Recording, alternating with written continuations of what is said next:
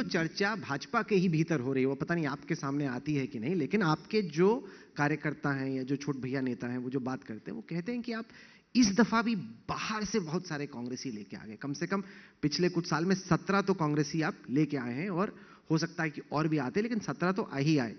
अब सवाल यह है कि अगर आपके जो वहां पे लोग मेहनत कर रहे थे, उनको लगता है ये हमारे सर पे लाके बैठा देते हैं, क्या जरूरत पड़ी लाने की बाहर से? नहीं, ऐसा नहीं होता है। चुनाव के वक्त कोई भी व्यक्ति अपनी आइडियोलॉजी और पार्टी चेंज कर पब्लिक के मैंडेट के साथ आना चाहता है तो उसका स्वागत है। भारतीय जनता पार्टी अपनी आइडियोलॉजी का और काम का विस्तार करने में मानती है। बहुत सारे लोग हमारे कई पार्टी से आकर जुड़ते हैं, और केवल विधानसभा नहीं, लोकसभा में भी जुड़ते हैं।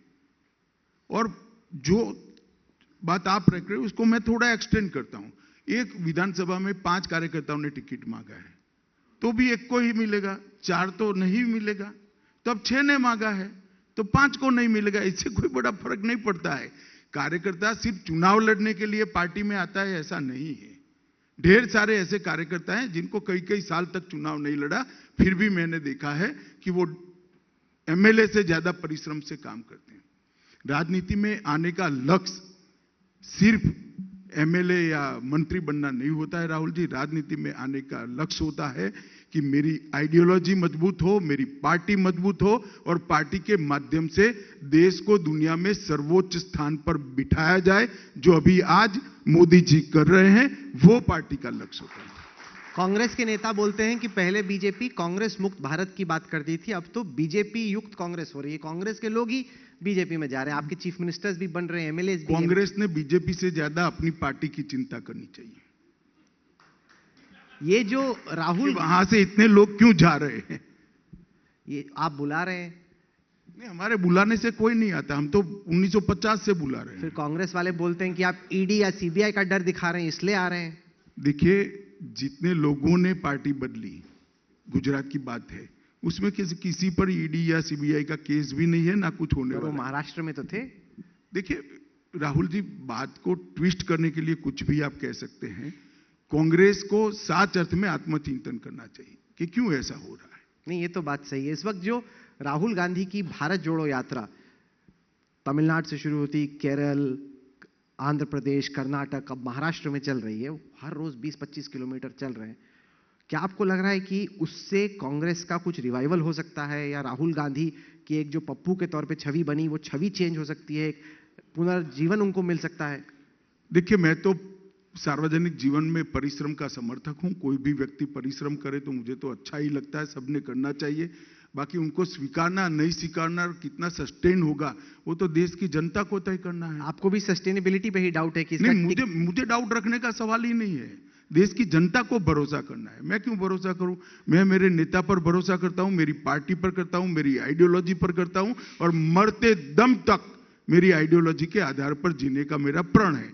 तो किसी पर भरोसा करने का क्वेश्चन डज नॉट अराइज। देश की जनता ने भरोसा करना है। नहीं, देश की जनता को भी, आपको भी फायदा यह है कि कांग्रेस बनी रहे, तो कम से कम बीजेपी और कांग्रेस की लड़ाई है। अगर कांग्रेस और बिखर जाए तो फिर नई नई पार्टियां आएंगी, आपके लिए नए नए सिरदर्द आएंगे। देखिए, तो कोई ना कोई स्पेस लेगा राहुल जी। हम भारत की राजनीति में भारतीय जनसंघ और भारतीय जनता पार्टी ने अपने मुद्दों के आधार पर हमने राजनीति करी है। हमारे मुद्दों के आधार पर ही हम पॉलिटिक्स में रहे। अच्छा, एक बात सच से बताइएगा, अपनी मर्जी से ये लोग हटे या आपके खौफ से हटे? देखिए, खौफ किसी का नहीं होता है और खौफ रखने की जरूरत भी नहीं है। और बहुत समय तक उन्होंने काम किया था। अब काम का क्षेत्र बदलेगा, काम का प्रकार बदलेगा, मगर काम में रहेंगे। भारतीय जनता पार्टी के वरिष्ठ नेता है सारे।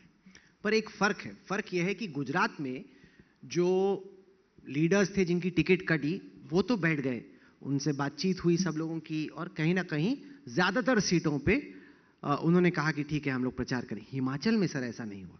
हिमाचल में कई बागी खड़े रहे, और हिमाचल से जो भाजपा के भीतर से ही रिपोर्ट्स आ रही हैं, वो इतना तो कम से कम मान रहे हैं कि बहुत फंसा हुआ या टाइट फाइट है, और अगर किस्मत ने साथ नहीं दिया तो फिर हो सकता है कि कुछ गड़बड़ भी हो जाए। आप वहां पे क्यों नहीं बैठा पाए? कोई टाइट फाइट नहीं है। पहले मैं क्लियर कर दूं, हिमाचल में हमारी पूर्ण बहुमत की मजबूत सरकार बनने जा रही है। मैं खुद वहां प्रचार कर आया हूं। मैंने 20 रैलियां करी है, मैंने माहौल देखा है। और जहां तक आपने जो एनालिसिस रखा है, इतना सरल नहीं होता है राहुल जी। जो पहाड़ी राज्य है वहां पर छोटी छोटी कॉन्स्टिट्यूएंसी होती है और हर एक का अपना एक क्षेत्र होता है, 4-5 हजार वोट साथ में जुड़े हुए होते हैं, तो हर एक को लगता है कि मैं निर्दलीय जीत जाऊंगा। निर्दलीय जीतना भी सरल होता है, इसलिए कई बार कार्यकर्ता निर्दलीय खड़े रह जाते हैं। और ये आज से नहीं है, जब से हिमाचल प्रदेश बना तब से है, क्योंकि बहुत छोटी कॉन्स्टिट्यूएंसी होती है। तो एक जिला पंचायत सीट के सदस्य को भी अपनी जिला पंचायत सीट का ढंग से समर्थन मिल जाए, कुछ और वोट जुटा ले, तो वो निर्दलीय जीत सकता है, इसलिए लड़ते हैं कई बार। क्या आप मानते हैं कि उत्तराखंड से ज्यादा मुश्किल था हिमाचल का चुनाव इस दफा? जरा भी नहीं। उत्तराखंड में भी बहुत सारे निर्दलीय लड़े थे और आप लोगों ने इश्यू बनाया था कि भाजपा में काफी बगावत है, हो जाएगा वो हो जाएगा। सबसे ज्यादा सीट से हम जीत कर आ गए। हिमाचल में भी आपको पूरा विश्वास है कि आप जीत? पूरा विश्वास है, हम बहुत अच्छे बहुमत से सरकार बनाएंगे। अच्छा, ये क्यों होता है कि मोदी जी हो या आप हो, वो कहते हैं कि जब आप वोट डालो तो कमल देखो, मोदी जी की शक्ल देखो और वोट डालो? क्या इसका ये मतलब है कि जो जमीन पे आपके एमएलएज हैं वो उतना एफर्ट या उतना एंड रिजल्ट नहीं दे पाते हैं जितना कि आप और मोदी जी? मुझे बात बोलिए, मुझे एक वाक्य कहना है तो मैं कितने एमएलए का नाम आपके इंटरव्यू में बोल सकता हूं? 182 है, बताइए। उनमें से आपने तो मुझे तो मेरे सर्वोच्च नेता का ही नाम बोलना पड़ेगा भाई। अब आपको तो बोलना नहीं है, सिर्फ पूछना है, इसलिए आपके लिए सरल है, पूछ लेना। मैं 182 आपके दर्शकों को पूछना चाहता हूं, मैं 182 एमएलए का नाम बोल सकता हूं कि इसकी सीट पर, ये सीट पर इसका दो, इस सीट पर इसका चेहरा देखो, इस सीट पर ऐसा चेहरा देखो? नहीं कर सकते भैया।